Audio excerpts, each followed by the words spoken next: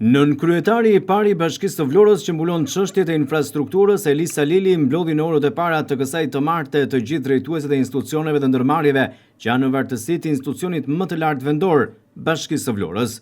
Mbledhja nisi në orën 8 të mëngjesit dhe u zhvillua në sallën e mbledhjeve në katin e dytë të godinës së Bashkisë.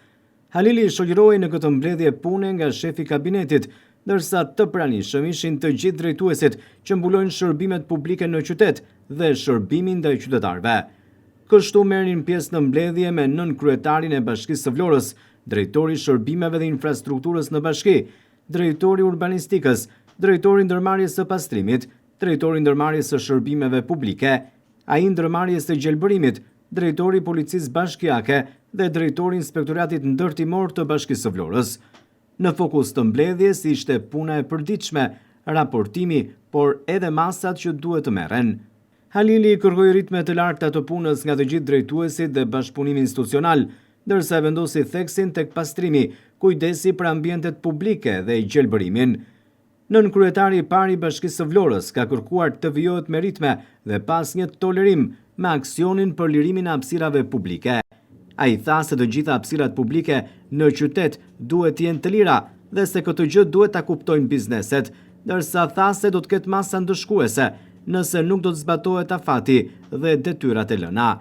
Nga drejtuesit e shërbimeve dhe infrastrukturës në bashki, nën kryetari I parë I Bashkisë së Vlorës, Elisa Lili, tha se do të ketë sa më shumë vëmendje ndaj rrugëve të qytetit, riparim të infrastrukturës së dëmtuar në zona të ndryshme.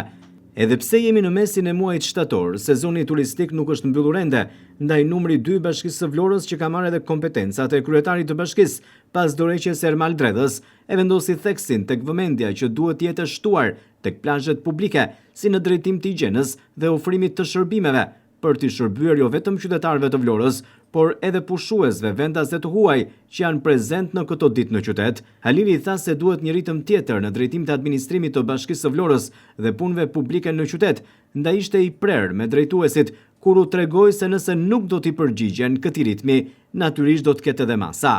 Angazhimi për një qytet sa më të pastër, për një infrastrukturë normale dhe për t'i shërbyer qytetarëve duhet të jetë në nivele të larta.